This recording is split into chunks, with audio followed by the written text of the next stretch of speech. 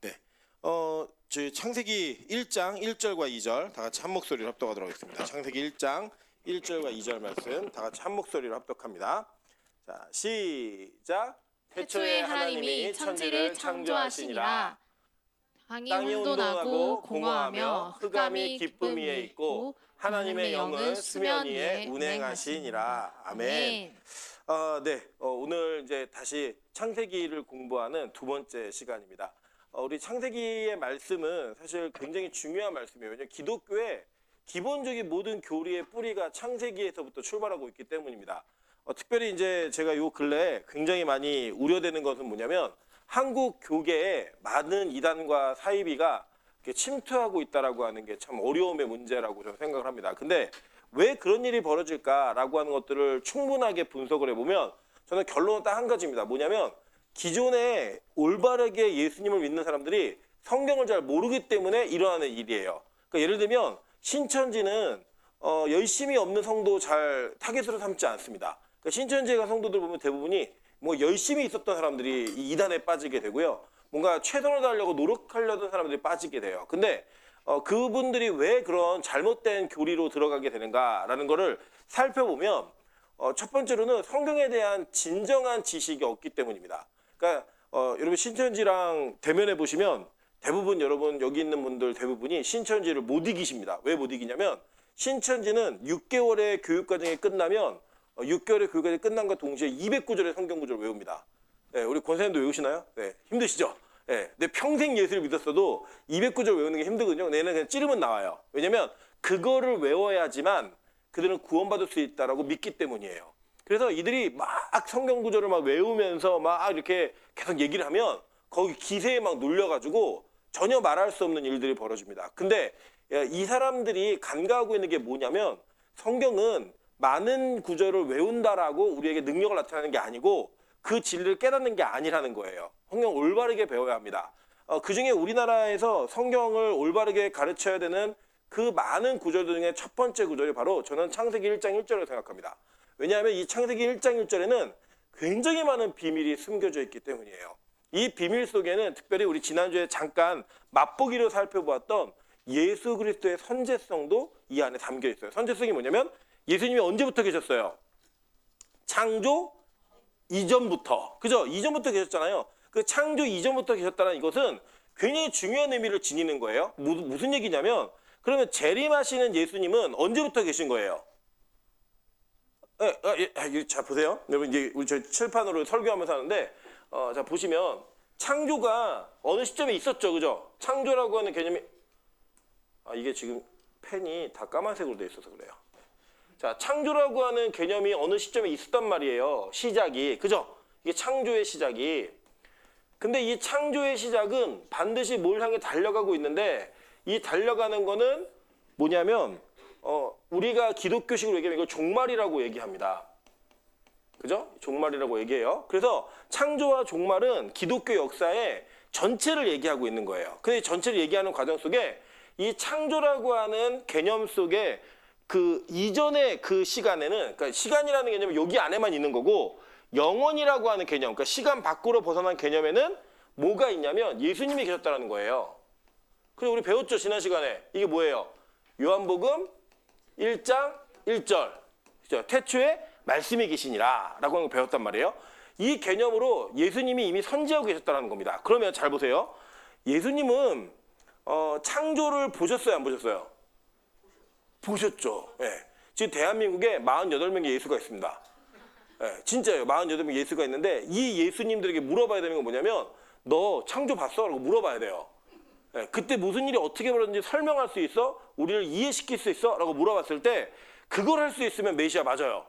근데 그걸 못하면 독생여도 가짜입니다. 독생여가 굉장히 재밌는 일이 있는데 이 독생여이신 분이 이 재판을 수사를 받으려고 하는데 늦게 자기 마음대로 막 날짜를 정해서 나왔어요. 그래서 사람들이 왜 늦게 나왔냐고 물어봤더니 몸이 아파서 수술하고 치료받고 왔다라고 얘기하니까 댓글이 뭐라고 들냐면 신이 병원에서 치료를 받았기 때문에 병신이라고 이렇게 얘기하더라고요. 그런 거 보면서 제가 대단한 일이다 이거 봤는데 이 하나님이 만약에 예수님이 그 창조 이전부터도 계셨다면 예수님은 창조를 보셨어요, 안 보셨어요? 보신 분이라는 거예요. 그러니까 창조의 개념은 많은 것들을 우리에게 시사하는데 그 창조 안에 담겨진 비밀은 예수 그리스도 안에서 해결되어진다는 걸 우리가 아셔야 돼요. 왜냐하면 예수님이 창조의 주 하나님이시니까 그 내용을 기초로 우리가 오늘 내용을 함께 살펴볼 텐데, 자, 이거 뭐 표지를 제가 되게 멋있게 만들었죠. 제가 요새 굉장히 타락해서 다시 회복되고 있습니다. 이렇게 게을렀고 막 연구하지 않았던 이거에서 다시 열심히 하고 있는데, 잘 보시면 예수님은 이 땅에 오셔서 창조와 그 완성인 종말까지 하나님의 시간을 정하셨고, 그 하나님의 시간이 정하신 그 과정 속에서 완성되어지는 세계에 반드시 있어야 될 분인 거예요. 자, 이게 무슨 이야기냐면, 자, 우리가 지난 시간에 살펴보실 이야기 중에 하나가 뭐냐면 그림 그리는 이야기 했어요. 우리 그 구찌 시계 보셨죠? 구찌 맞나요? 아, 샤넬. 죄송해요. 제 명품 잘 몰라갖고. 샤넬 시계를 보셨을 텐데, 샤넬 시계가 완성되어진 시계가 있었죠. 그리고 그 완성되어진 시계가 그리기 시작할 때 우리는 모르는데 점점 그리다 보면은 아, 이게 샤넬 시계를 그리고 있구나. 어느 시가 아는 순간이 있겠죠. 자, 근데 반대로 샤넬 시계 그림을 먼저 완성된 그림을 먼저 보고 그 다음에 샤넬 시계 스케치하는 걸 보기 시작하면 우리가 그걸 뭘 그리는지 안다 모른다? 100% 알죠. 그러니까 완성된 그림 먼저 본 다음에 스케치하는 그림을 보면 아, 지금 어느 부위를 그리고 있구나. 우리 정확히 알 수 있다는 거예요. 자, 그럼 뭐냐면 하나님이 이 땅을 창조하실 때 창조의 그 통치 속에 완성된 하나님의 나라가 있었죠. 그리고 요한계시록이 그래서 존재하는 거예요. 요한계시록이 언제? 창조 이전에. 네. 그리고 그 다음에 뭐가 있었냐면 그 창조 세계가 실제로 구현되어지는 게 창세기라고요. 자, 그러면 이거는 스케치죠. 그죠? 스케치라고요. 이건 뭐예요? 완성. 그죠? 그 성경은 이거를 보여주고 있어요. 오늘 이제 이 그림이 그 글씨가 안 보이시는 분들 계실 거예요. 그 너무 작아가지고 안 보이시는 분들은 제가 전체 카톡방에 다 띄워놨습니다. 그 보시면 돼요. 보시면서. 자, 여기 있는 분들은 들으시면 돼요. 자, 보시면 빛이 있으라라고 얘기하잖아요. 그쵸? 기억나세요? 예. 근데 나중에 계시록에 가면 이 빛이 어떤 빛이냐? 영광의 빛으로 표현되어지는 장면이 나와요. 그러니까 이 빛이 처음에는 오르라고 하는 빛이었는데 이게 완성하는 빛으로 되어지는 모습이 있는 겁니다. 자, 볼까요? 에덴 동산. 창세기에 나오죠. 그죠? 근데 이 에덴 동산이 마지막에는 뭘로 돼요? 새하늘과 새 땅. 그리고 여러분 보시면 에덴 동산에서 뭐가 흘렀어요? 예? 에덴 동산에서 강이 4줄기가 흘렀죠. 그죠? 4줄기 흘렀는데 계시록에 가면은 하나님의 보좌로부터 뭐가 흘러요? 생명수가 흐르잖아요. 생명수의 강이. 그 흐르는 완성의 개념이 나온다는 거예요. 자, 아담과 하와가 창조되었을 때 세훈아 어떻게 창조되었어? 찍어, 괜찮아. 너는 틀려도 아무런 제재를 받지 않아. 하나님이 아담과 하와를 창조하셨는데 옷을 입었어, 안 입었어?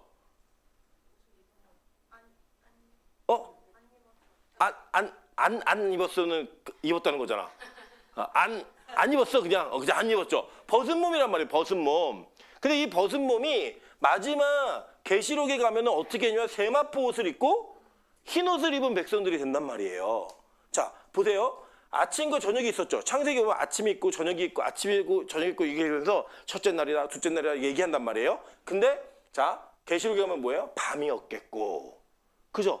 밤이 없는 곳으로 완성된다는 거예요. 자, 계속 볼게요. 뱀, 사단 이런 것만 나타나죠. 그죠? 뱀이 꽃이잖아요. 선악과 먹을 때. 근데 그 선악과를 먹던 뱀과 사탄이 어떻게 돼요? 불못에 던져지게 되더라는 거예요. 네, 불못에. 마찬가지예요. 자, 신라고 했죠. 쫓겨났단 말이에요. 에덴 동산으로부터. 근데 이 쫓겨난 자들이 다시 그 땅에 들어가서 어떤 일이 벌어지냐면 하나님과 분리되었던 자들이 하나님과 결혼을 함으로써 영원히 하나가 되는 거예요. 네, 분리됨이 하나로. 자, 계속 볼게요. 생명나무를 못 먹게 했어요, 하나님이. 그러니까 처음에는 선악과만 못 먹게 했는데 나중에는 선악과를 따먹은 사람들이 생명나무 열매 못 먹게 했죠. 왜 못 먹게 했어요? 되게 중요해요, 이거는. 원래 이게 보시면 대부분 기독교인들의 99%가 왜 아담과 하와가 에덴 동산에 쫓겨났니? 라고 질문하잖아요. 대부분 선악과 따먹어서 쫓겨났다고 얘기합니다. 근데 하나님이 선악과 따먹어서 쫓아내신 게 아니었어요. 왜 쫓아내셨죠? 그 죄된 상태에서 생명나무 열매를 따먹고 영원히 살까봐. 그러면 죄된 상태에서 영원히 사는 상태는 무슨 상태예요?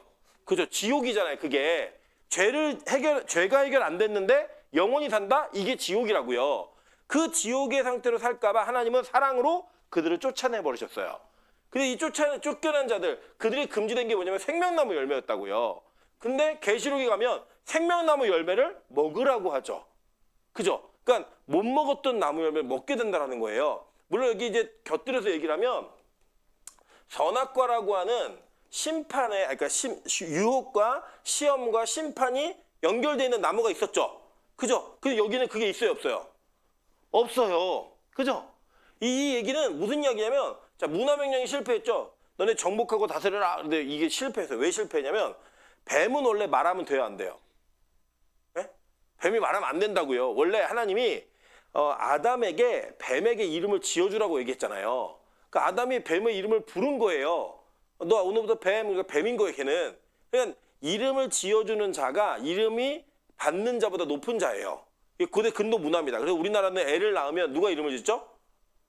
아버지나 할아버지가 지어야지. 장명소에서 지면 장명소의 그 어른이 그 아이의 주인이 되는 거예요. 예, 그래서 우리는 보통 우리가 기독교 안에서 이름을 짓잖아요. 그렇게 지음으로 말미암아 아이의 소유가 누구인지를 설명해주는 의미가 있어요. 문화적인. 그것처럼 이름을 지어서 다스리고 정복해야 되는 아담과 하와가 뱀이 말을 하죠. 뱀이 시키는 대로 하죠. 실패했단 말이에요. 그죠? 근데 이 땅에 가면 어떤 일이 벌어져요? 계시록에서는 왕이 된다고요. 왕이 되어서 그 나라를 통치하는 자가 된다라고 성경은 설명해주고 있는 거예요. 자, 선악과의 유혹이 있었죠. 그 다음에 그 유혹으로부터 벗어난 영원한 회복과 안식이 주어지는 게 이게 창세기와 요한계시록의 짝꿍인 거예요. 짝꿍. 그러니까 여러분 요한계시록을 알아야 창세기를 이해할 수 있고요. 창세기를 이해해야 요한계시록이 설명이 됩니다. 근데 여러분 이게 뭐냐면 신천지애들이 자기네만 요한계시록 해석할 줄 안돼요. 그 신천지분들 물어봤어요. 창세기 해석할 줄 아냐고. 몰라요. 네. 창세기를 모르면 그 구약을 모르면 신약을 제대로 해석할 수가 없어요. 신약을 모르면 구약이 이해가 되질 않아요. 이 구도는 성경 전체에 너무나 명확하게 드러나고 있다는 겁니다. 그러니까 여러분들이 창조라는 개념을 아는 건 너무나 중요하고 그 창조 안에 어떤 비밀이 담겨져 있느냐를 아느냐 모르냐에 따라서 여러분의 신앙의 수준이 결정이 됩니다. 자, 예를 들어 볼게요. 우리 기독교의 모든 역사, 기적, 모든 걸 통틀어서 창조보다 큰 기적이 있어요, 없어요? 네? 없죠? 그러면 하나님이 이 땅을 창조하신 걸 믿으면 물이 포도주로 변한 기적은 이해돼요, 안 돼요? 되죠. 홍해를 가르신 건 이해가 돼요, 안 돼요? 된단 말이에요. 그러니까 이 창세기 1장 1절이 여러분이 가지고 있는 믿음이라고 하는 그 수준을 어디까지 끌고 갈 수 있느냐를 결정해낸다는 거예요. 여러분 이게 언제 선포된 거냐면 보세요. 이스라엘 백성들이 출애굽에서 광야에 갔는데 우리 하나님이 어떤 하나님인지 잘 몰라요. 하나님 이름을 물었다고요. 그랬던 자들이 내가 너희를 애굽에서 인도해야 하는 하나님이야 라고 얘기할 때 하나님이 자기를 어떻게 소개하시냐면 나 창조주야. 이걸 소개한다고요. 이게 어마어마한 감격과 기쁨인 거예요. 이제 이 예를 많이 들어드렸잖아요. 여러분 한번 생각해 보세요. 어느 날 갑자기 우리 미영 집사에게 이재용이 찾아온 거예요. 찾아와서 뭐라고 얘기하냐면 어렸을 적에 우리 집안에 동생 하나 잊어버렸는데 그게 아무래도 너 같다는 거예요. 네. 그러면 미영 집사가 그때부터 박매양 권사님을 뭐라고 부르겠어요? 아주머니 이렇게 불러야죠. 네. 아주머니 왜 이러세요 저한테. 네.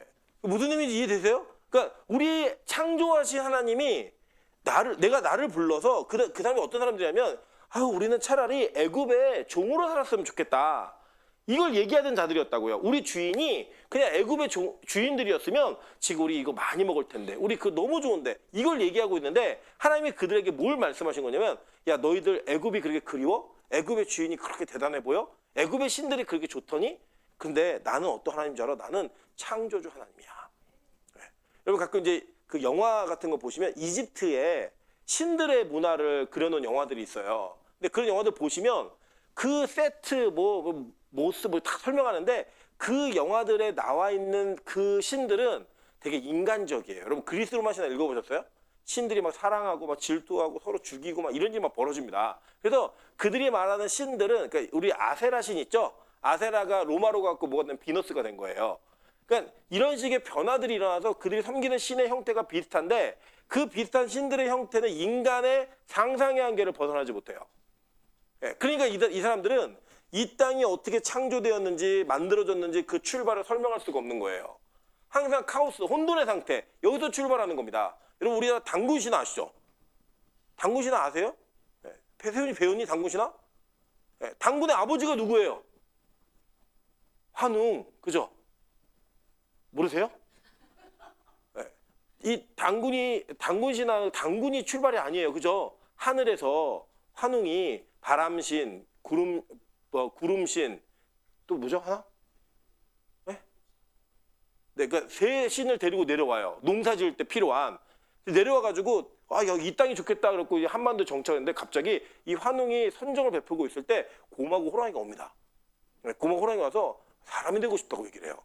그리고 여러분 이 곰하고 호랑이한테 마늘과 쑥을 100일 동안 먹이죠. 먹이는데 호랑이가 어떻게 해요? 호랑이는 굶어 죽어도 풀을 뜯지 않다 이러면 도망가요. 근데 이 곰은 미련하게 계속 먹어요. 그랬더니 어떻게 돼요? 사람이 돼요. 여러분 마늘과 쑥이 그렇게 좋은 음식이에요. 먹으면 사람이 됩니다. 사람 같지 않은 사람들이 계속 그거 먹으면 사람이 되는 일들이 벌어져요. 마늘과 쑥을 먹고 사람이 되었어요. 그래갖고 이 여자 그 웅녀하고 결혼해가지고 낳은 아들이 누구예요?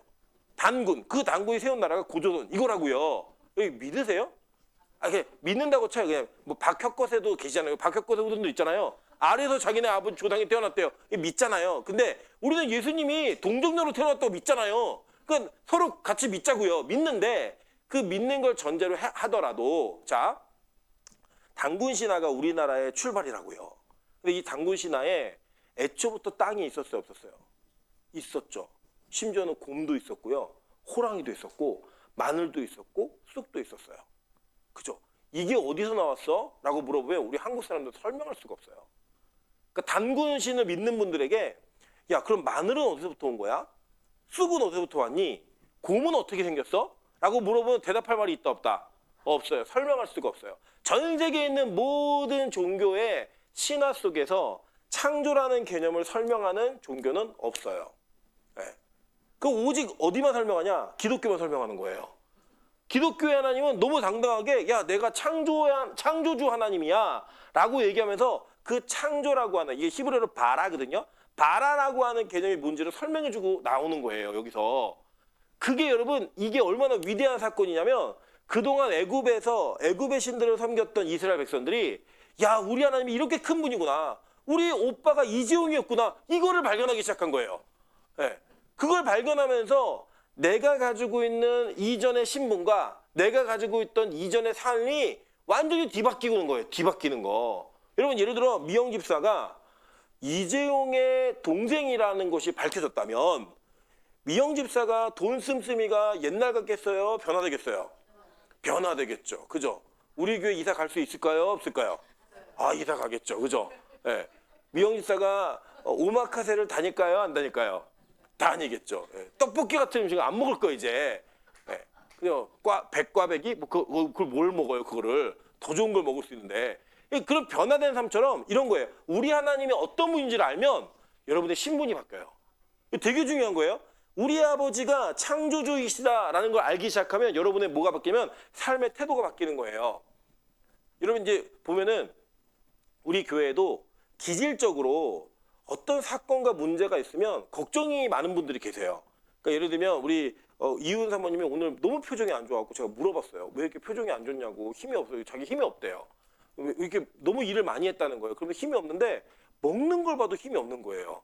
그래서 이상하다, 정말 아픈가 고민이 있는데 갑자기 제가 왜 힘이 없는지 알았대요. 뭐냐면 내일 본인 섬기는 교회에서 설교를 해야 된대요. 힘이 없는 거예요, 자기가. 그러니까 막 옆에서 간증이 또 터져요. 옆에 있던 민정 간사가 뭐라고 얘기하냐면 자기는 금요일 날 기도의 인도가 맡겨진 날은 그 주간 전체가 힘들대요. 전체가 힘들고 사표를 안고 산대요, 자기는.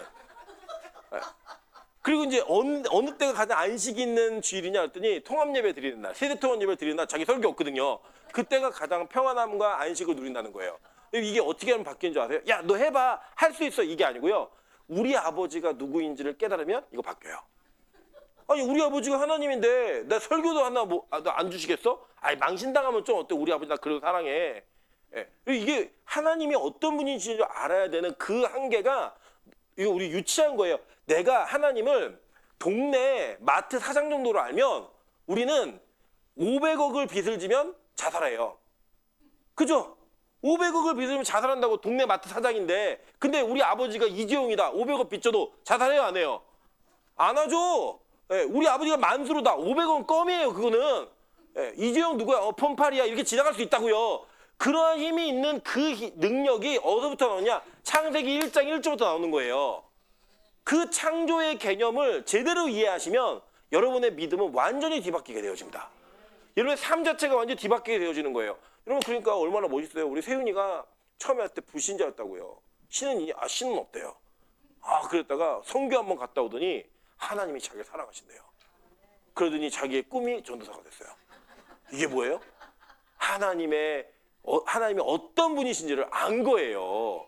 예. 그게 이제 알아가는 거죠. 아직 우리 세윤이 잘 몰라요. 그냥 우리 하나님은 여러 사람들을 통해 나를 사랑하시고 고디바 초콜릿 그거 뭐 사주고 이런 분이에요. 그냥 그 이상은 아니에요. 지금 아직은 저는 아직도 먹어보지 못해가지고 고디바 초콜릿 이런 거 사주는 분인데 이 하나님이 진짜 어떤 분인지를 알면 창조라는 개념이 우리 세윤이 마음속에 쑥 들어가 버리면 우리 세윤이 삶은 완전히 뒤바뀌는 거예요. 여러분, 이게 애굽의 노예 근성을 가졌고 죄의 노예 근성을 가지고 있었던 저와 여러분에게 하나님이 선언하신 첫 번째 선언인 거예요. 야, 나 창조주 하나님이야. 네가 죄에 묶여 있어? 야, 네가 세상에 그 벌벌 떨고 있어? 야, 너 그거 빚진 거 얼마 때문에 벌벌 떠니? 그런 거 하지 마. 내가 어떤 하나님인 줄 알아? 나는 창조주 하나님이야. 이걸 얘기해 주는 거예요. 자, 그래서 하나님은요, 뭘 하시나 보세요. 예수님이 이 창조의 개념 속에 같이 동참해 계셨던 거예요. 그래서 이 예수님이 태초부터 존재하면서 하신 일이 뭐냐면, 자, 보세요. 자, 요한일서 1장 1절부터 2절에 이렇게 얘기합니다. 다 같이 한번 읽어볼까요? 요한일서 1장 1절부터 2절. 자, 제가 읽어드리겠습니다. 태초부터 있는 생명의 말씀에 관하여 우리가 들은 바요, 눈으로 본 바요, 자세히 보고 우리의 손으로 만진 바라. 이 생명이 나타내시 받은지라. 이 영원한 생명을 우리가 보았고 증언하여 알게 하노니 이는 아버지와 함께 계시다가 우리에게 나타나신 바 된 자니라. 라고 얘기했어요. 자, 이게 뭐냐면 좀 성경 다른데 개정인가 봐요. 자, 보면 뭐냐면 이런 내용이에요. 자, 이 당시에 어떤 일이 있었냐면 요한이 사역하던 시대에 영지주의가 판을 치기 시작했어요. 영지주의 이단이에요. 이단인데 영지주의랑 제일 가까운 이단이 지금 현재 우리나라에 있는 구원파들입니다. 이 구원파 이단들이 뭘 주장했냐면 예수님이 이 땅에 오셔서 죽고 고난당하고 이건 다 영으로만 당했다는 거예요. 그 육체가 부활한 게 아니라 영이 부활했다는 거예요. 그래서 그들은 육체가 별로 중요하지 않아요. 그 육체를 어떻게 표현하면 육체는 영혼의 감옥이야 이렇게 표현합니다. 그래서 이 구원파들의 마지막 결론은 양극단으로 필연적으로 갑니다. 희한하죠. 육체가 악한 자들이에요, 이 사람들은. 그러니까 뭐냐면 육체는 어떻게 해도 구원받지 못하는 영역이야. 영만 구원받아. 그러니까 육체는 이 땅에서 어떻게 사용해도 괜찮아. 그래서 쾌락주의로 가요.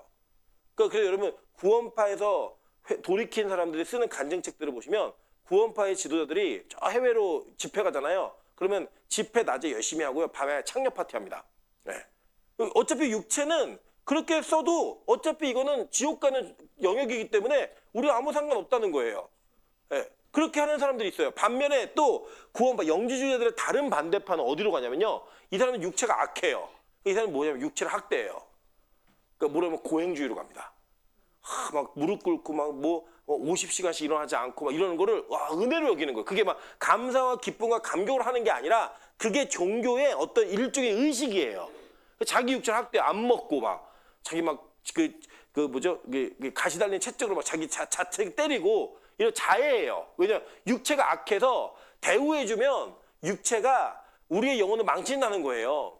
그렇게 양극단으로 가게 돼 있어요. 이 사람들이 판을 치니까요. 그때 요한이 얘기하는 거예요. 야, 나는 예수님을 만져봤어. 보세요. 뭐라고 하냐면 들은 바요, 눈으로 본 바요, 손으로 만진 바라. 얘기하죠. 그죠?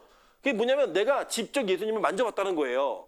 느껴봤다는 거예요. 근데 그분이 어떤 분이냐면 아버지와 함께 계시다가 우리에게 나타내신 바 된 분이라고 얘기하는 거예요. 이해되세요? 지금 이게 무슨 말인지? 그러니까 요한은 누굴 믿었냐? 창조 때부터 같이 존재하셨던 삼위일체 하나님 중에 한 분이 예수를 내가 본 바요, 들은 바요, 만진 바요. 이걸 얘기하는 거예요, 지금. 그러면 영주주의자한테 이 너네 만져보지도 못한 것들이 무슨 말하고 있어? 우리는 예수님이 이 땅에 공생애 하실 때도 만져봤고 그분이 부활하신 이후에도 만져봤어. 그걸 얘기해 주는 거예요. 이 믿음을 갖게 된 사람이 누구예요? 도마잖아요, 도마.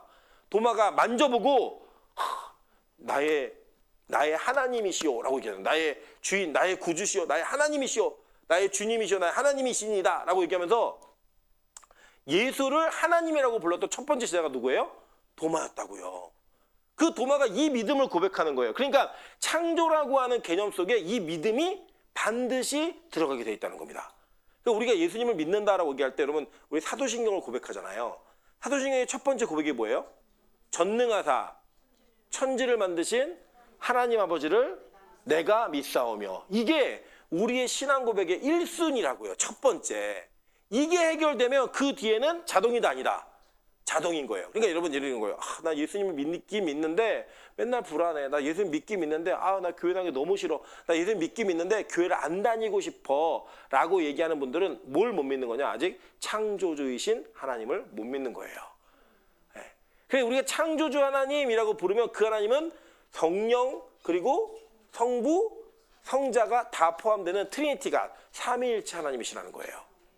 이게 우리에게 주어진 내용이라는 겁니다. 그래서 보세요. 들은 바, 본 바, 만진 바, 그죠? 이게 뭐냐면 영원한 생명이 나타나셨는데 아버지와 함께 계시다가 라고 얘기했어요. 우리 이거 창세기도 풀어드릴 거예요. 이게 어떤 개념인지. 그리고 이게 태초라고 있는 단어 속에 다 들어가 있는 단어인 거예요.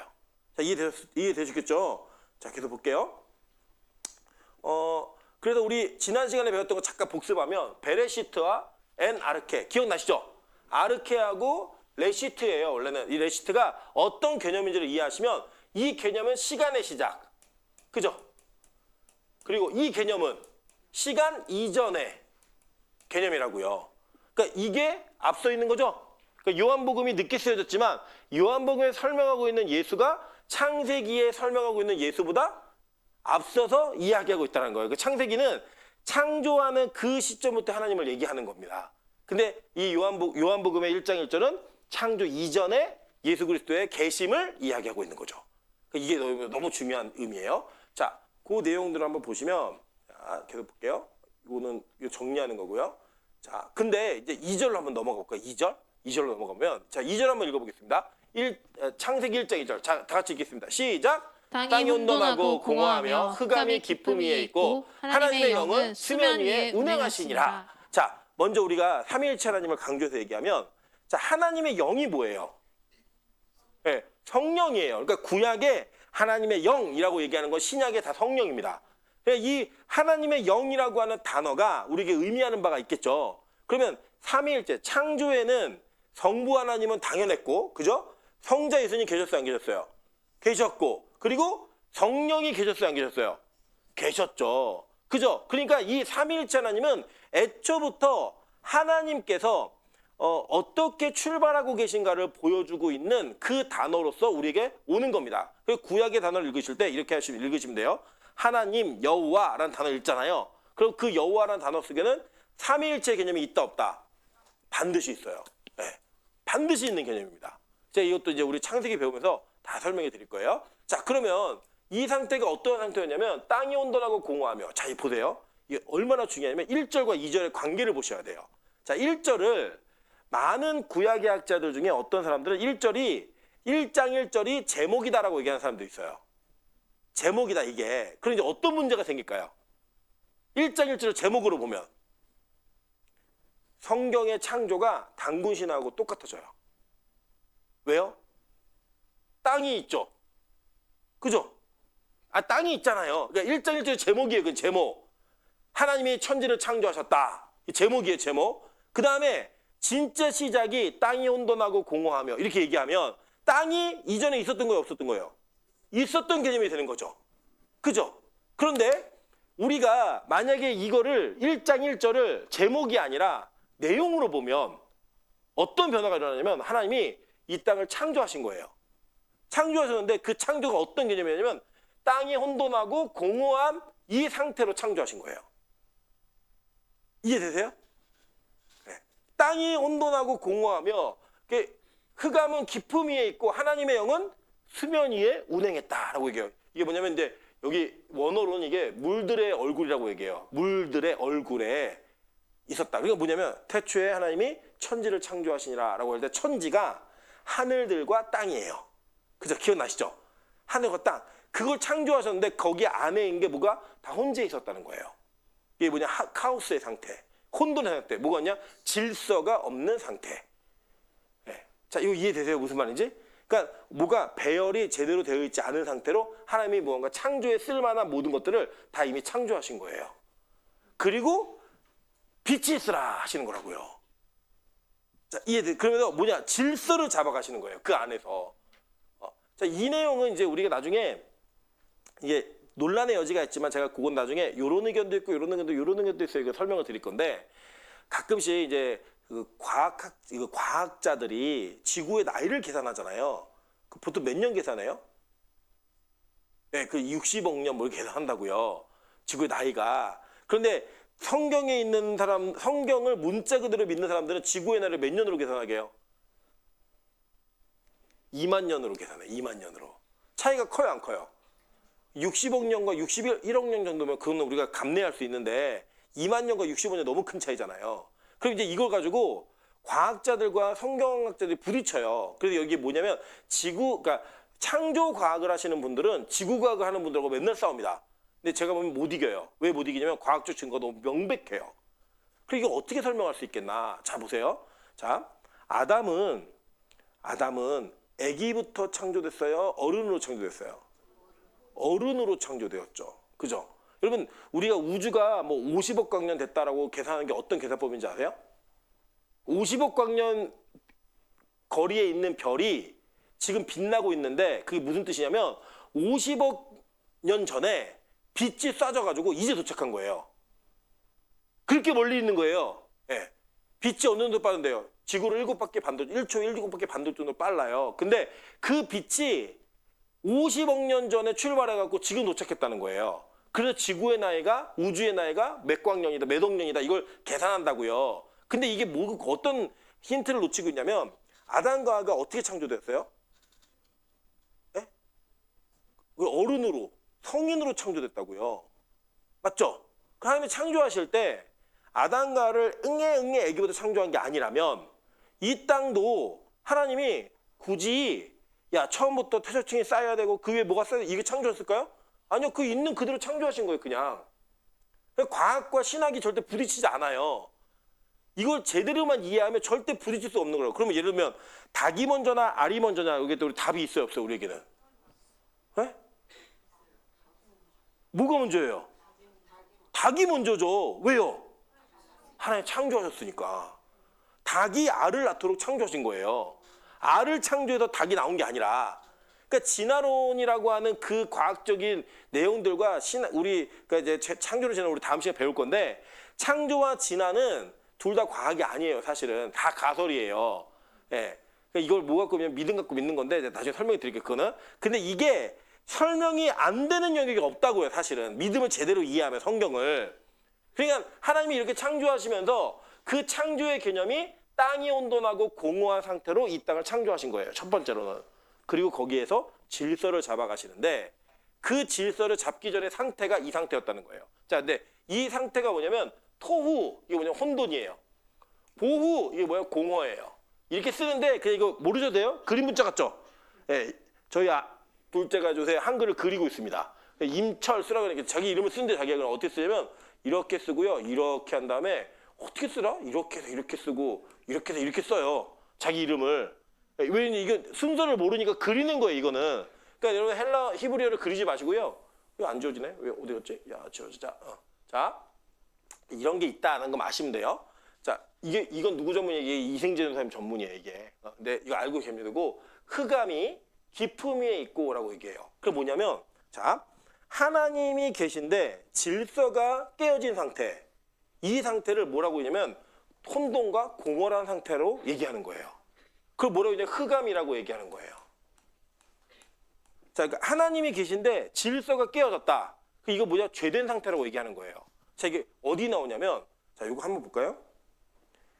예레미야 4장 22절부터 23절 한번 읽어보겠습니다. 우리 성경 이걸 띄워줄까요? 자, 읽겠습니다. 시작! 내 백성은 나를 알지 못하는 어리석은 자요 지각이 없는 미련한 자식이라. 악을 행하기에는 진각이 있으나 선을 행하기에는 무지하도다. 보라, 내가 땅을 본즉 혼돈하고 공허하며 하늘에는 빛이 없으며. 자, 그러니까 예레미야 선지자가 이 땅을 보면서 얘네는 선을 행하지 못하는 자들이야. 이거 악의 근원들이야. 라고 얘기하면서 이 땅의 상태를 뭐라고 얘기했냐면 혼돈하고 공허하고 빛이 없는 흑암의 상태다. 이렇게 얘기했어요. 그죠? 그러니까 하나님의 질서가 깨어진 것이 뭐다? 곧 죄악의 상태다라고 보는 거예요. 성경은. 우리가 죄의 개념을 어떻게 이해하시냐면 보통 우리 지금 예를 들어 세윤이나 찬수 정도 되는 개념의 아이들은 어떻게 이해하냐면 죄 그러면 무언가 남을 때리거나 해를 입히거나 행위로서 잘못하는 거를 죄라고 얘기합니다. 제가 한번 얘기 드렸잖아요. 찬이가 아빠, 오빠 혼나야 돼. 왜? 오빠 죄가 가득 찼어. 이렇게 얘기했어요. 뭐냐면 찬이가 볼 때 오빠가 너무 잘못된 일을 많이 하고 있는 거예요. 행동으로. 그래서 죄가 가득 찼다고 얘기하는 거죠. 근데 보세요. 성경에서의 죄의 개념은 하나님의 부재예요. 하나님이 안 계신 게 죄라고요. 그냥. 그 하나님이 안 계심으로 질서가 깨어진 게 죄예요. 자, 보세요. 아담과 하와가 하나님이 너 먹지 마 라고 한 선악과를 먹었죠. 근데 먹은 이유가 뭐예요? 하나님처럼 되고 싶어서. 그 이걸 꼬실 때 누가 꼬셨냐면 뱀이 말을 하면 안 되는데 뱀이 주도권을 가지고 하와를 설득했어요. 그래서 지금 이게 뭐가 깨지고 있는 거예요? 질서가 깨지고 있는 거예요. 그 질서의 파괴가 결국 뭐로 결로 나타나요? 죄로 나타나는 거예요. 그러니까 지금 하나님의 부재의 영역, 그러니까 하나님이 창조하신 그 창조세계에 죄가 있냐라고 얘기하시면 죄는 어디서부터 왔냐? 이해가 안 돼요. 하나님 죄가 없는 분이니까. 그러니까 죄는 어떻게 이해하시면 되냐면 하나님의 부재, 하나님의 질서가 없는 것이 바로 죄의 상태인 거예요. 그게 죄의 상태인 겁니다. 그러니까 하나님이 죄를 만드신 게 아니죠. 하나님이 부재하시면 그게 죄인 거예요. 죄의 상태. 그러니까 예를 들어 우리가 예수를 안 믿는 사람들이 있잖아요. 그분들에는 마음 안에 하나님이 계세요, 안 계세요? 안 계시죠. 그래서 그분들이 죄인인 거예요.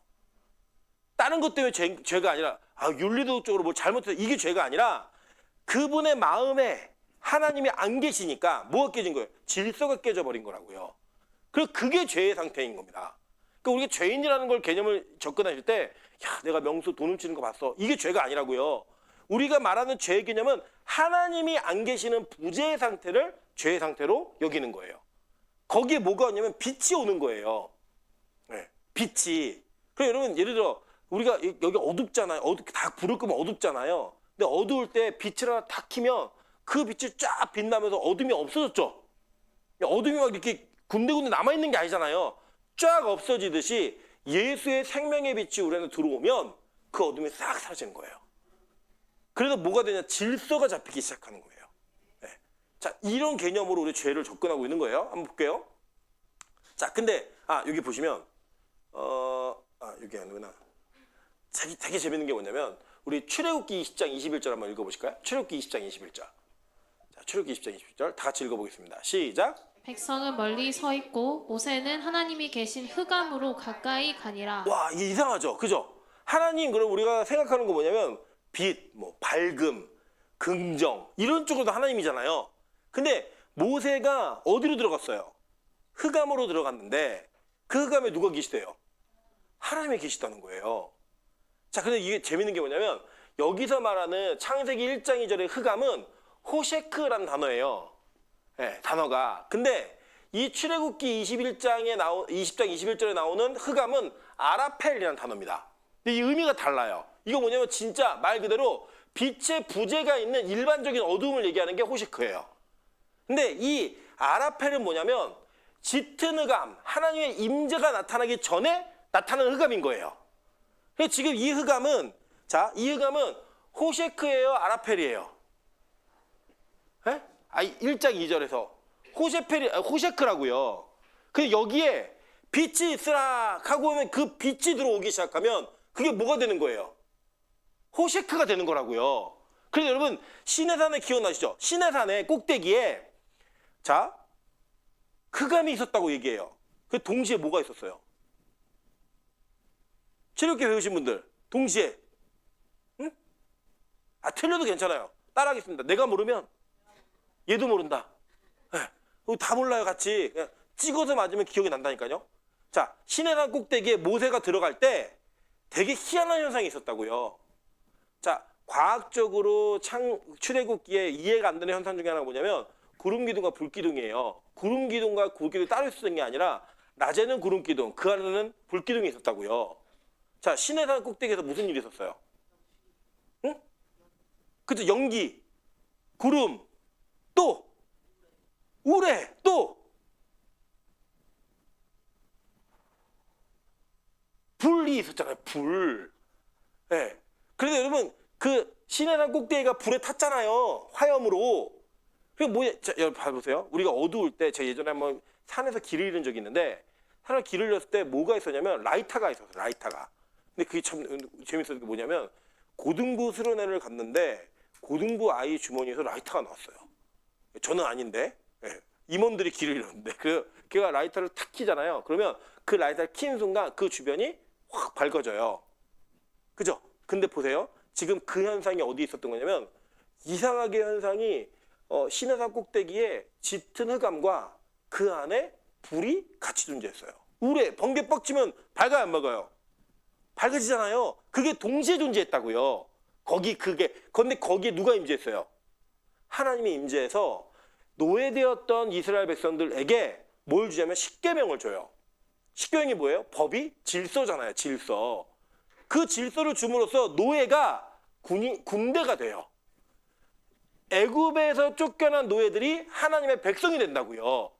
그러니까 성경은 일관성 있게 이 장면을 우리가 소개해 주는 거예요. 그러니까 지금 혼돈과 공허와 흑암으로 질서가 없는 세계에 빛이 오기 직전에 어떤 현상이 있었는가를 성경은 보여주는데 그 흑암이에요. 그 흑암 속에 뭐가 있었냐? 하나님의 영이 수면 위에 운행하셨다라고 얘기합니다. 근데 이 운행이라는 단어가 라하프라는 단어인데 이 라하프라는 단어가 어떤 뜻이냐면 라하프는 여러분 이게 닭이 알을 품잖아요. 보셨어요? 네, 우리 시골에서 사신 분들은 보셨죠? 그 우리 닭이 자리 비웠을 때 알 꺼내오고 막 그러잖아요. 계란 꺼내서 이렇게 먹고 이렇게 하는데 이 닭이 알을 품는 장면을 라하프라고 얘기해요. 네, 그 뭐냐면 자 이게 뭐냐면 어디에 나오냐면 자 여기 보면은 이 라하프라고 하는 히브리어가 너풀거리다, 포란하다. 포란하다가 나를 품다예요. 이게 한문 언어여서 잘 모르실 수 있는데 포란하다. 근데 이게 알을 품는 거예요. 그러니까 성령께서 그 질서가 무질서하고 혼재한 그 세상을 어떻게 하신 거예요? 암탉이 알을 품듯이 품고 계신 거예요. 이렇게. 그래서 여기가 파괴되지 않고 이 어둠과 흑암과 공허가 있는데 그 세계를 유지하고 있는 거예요. 누가? 성령께서 통치하고 있는 장면이라고 지금 이게. 그러니까 흑암 가운데 누가 계시다? 하나님이 계셨다는 거예요. 이 장면을 성경은 설명하는 겁니다. 그래서 이게 뭐냐면 나중에 보면 독수리 비유에서 나오는 게 뭐냐면 독수리 비유 뭐냐면 이게 신명기 32장 11절부터 12절이에요. 한번 읽어볼까요? 신명기 읽겠습니다. 시작. 마치 독수리가 자기의 보금자리를 어지럽게 하며 자기의 새끼 위에 너풀거리며 그의 날개를 펴서 새끼를 받으며 그의 날개 위에 그것을 엎는 것 같이 여호와께서 홀로 그를 인도하셨고 그와 함께한 다른 신이 없었도다. 자, 이게 일맥상통하지 않으세요? 보면은 창세기에는 혼돈되어지고 공허가 있고 땅에 어둠이 있었는데 그 세계를 성령께서 이렇게 품고 계셨어요.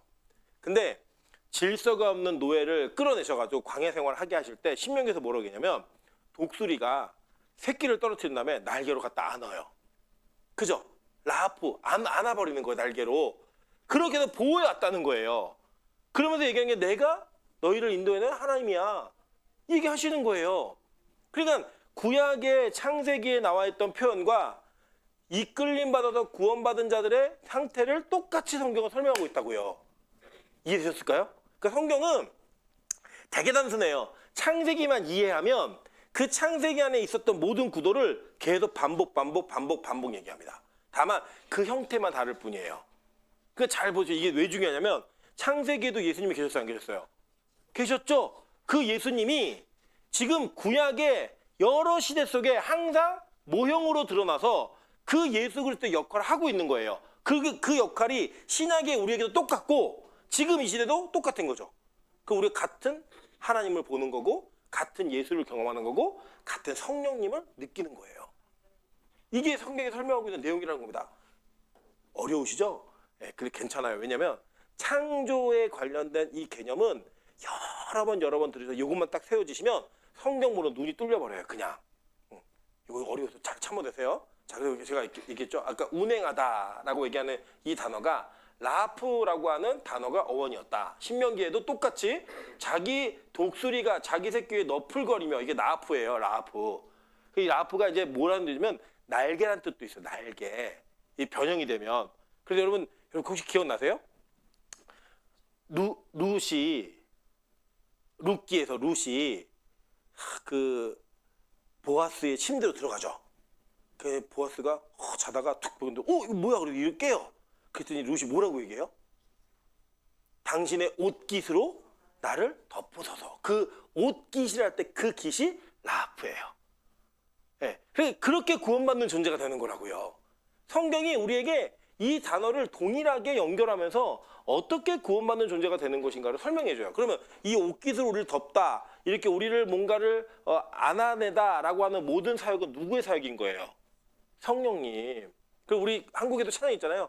따스한 성령님 있잖아요. 그 저희 아내 친구가 작사 작곡한 곡이에요. 우리 교회 한번 왔었어요.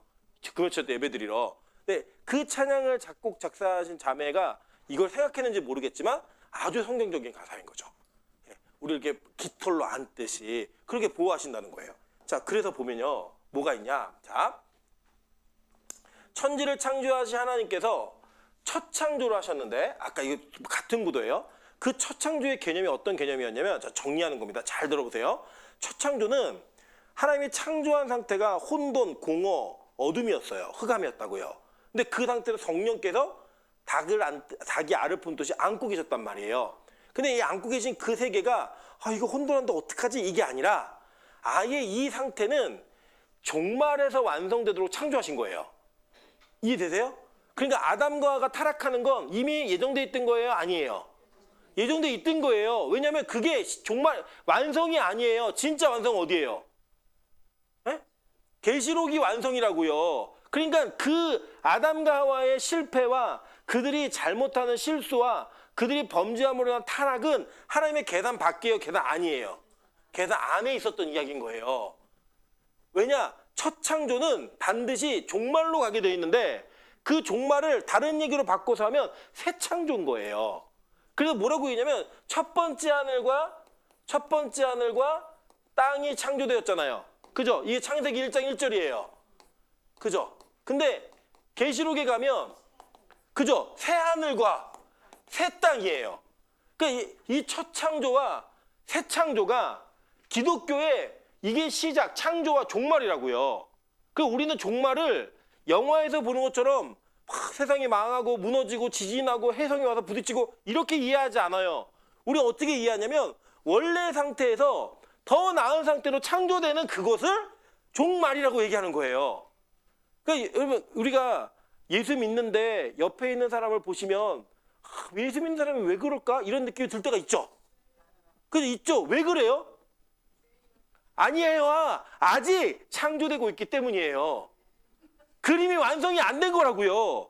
여러분 제가 이제 영상 하나 갖고 있는 게 있는데 오늘은 못 보여드렸는데 어떤 사람이 왜 아메리칸 그 아이돌 이런데 막 오디션 보는 프로그램 있잖아요. 거기서 마술도 하고 막 태권도도 하고 막 그러면은 3명, 4명의 심사위원이 동그라미 눌러주면 합격하고 X 눌러주면 실패하고 이런 그 미션이 있어요. 아세요 혹시? 본 적 있으세요? 거기 어떤 사람이 오더니 그림을 그리기 시작합니다. 그림을 막 그리는데 이 그림을 그리는 도중에 심사위원들이 다 X를 눌러요. 마지막 한 사람까지 기다리고 참다가 X를 눌러버려요. 그 이 사람이 탈락을 합니다. 근데 어떤 반전이 이루어지냐면 이 그림을요. 제가 뭔 그림을 그리는지 저도 모르겠어요. 근데 이 그림을 뒤집어요. 뒤집었는데 사람 얼굴이 너무 멋있게 그려져 있는 거예요. 그래갖고 탈락을 주는 사람들이 다 아쉬워하고 관중들은 일어나서 다 기립박수를 해요. 자, 이게 무슨 뜻인지 아세요? 첫 번째 창조가 불완전한 것처럼 보이고 그 창조가 무언가를 무너뜨리는 것처럼 보이고 왜 이렇게 미완성인 것처럼 보일까? 근데 하나님은 무슨 계획이 있었냐면 그것을 새롭게 새 창조로 완성할 계획이 있으셨던 거예요. 그래서 여러분 지금 여러분이 예수를 믿고 있는데 예수를 믿는다고 말하는데 여러분의 삶이 내가 스스로 너무 싫어요. 거울을 봐도 싫고 내 삶의 이 이력들을 살펴보면 너무 짜증나요. 나 같은 건 너무 싫어. 이런 얘기 우리 안에 있을 수 있잖아요. 자괴감 이런 것들이. 근데 그러지 마시라고요. 왜 그러지 않아야 되냐면 우리는 지금 새롭게 창조되고 있는 과정 중인 거예요. 그림이 완성되면 정말 멋있게 나올 건데 아직 미완성 작품이라고요. 미완성은 여러분 이 음식도 만들다 보면은 처음에 넣는 순서가 있잖아요. 그죠?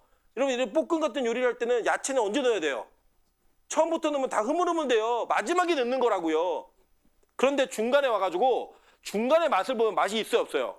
아직 미림도 넣어야 되고 아직 다시다를 못 넣는데 지금 먹으면 어떻게 해요? 다 넣고 끝났을 때가 완성이잖아요. 그게 바로 새하늘과 새 땅이라고요. 그래서 여러분 되게 중요한 개념이에요. 자, 우리 내가 볼 텐데 자 이거 읽어볼까요? 이거 읽으시면 이제 탁 눈에 들어오실 거예요. 자, 고린도후서 15장 17절 한번 읽어보겠습니다. 자, 이거 있죠? 한번 읽어볼게요. 자, 읽겠습니다. 시작. 그런즉 누구든지 그리스도 안에 있으면 새로운 피조물이라 이전 것은 지나갔으니 보라 새 것이 되었도다. 자, 이게 이해가 되세요 이제? 우리가 옛사람을 벗어버리고 새 창조가 되는 건 우리의 옛사람은 하나님이 그것도 창조하신 모습이에요. 근데 그게 완성이 아니라고요. 언제가 완성이에요? 주님 다시 오시는 재림 때에 종말 때에 우리 새하늘과 새 땅에서 새로운 피조물이 되는 거라고요. 그렇게 완성되어져 가고 있는 중이라고 설명하는 거예요. 이게 창조의 개념이 다 있는 거예요. 그럼 자, 보세요. 세상을 창조한 하나님을 믿는다. 그러면 여러분을 새롭게 창조하신 하나님 못 믿으세요? 그럼 믿음이 없는 거죠. 예. 예를 들어 우리가 어떤 명의를 만났어요. 명의를 만났는데 이 사람은 침 3방만 꽂으면 다 고쳐요. 그래갖고 누굴 고쳤냐? 암 환자, 특별히 뭐 간암도 고치고 폐암도 고치고 췌장암까지 고쳤어요.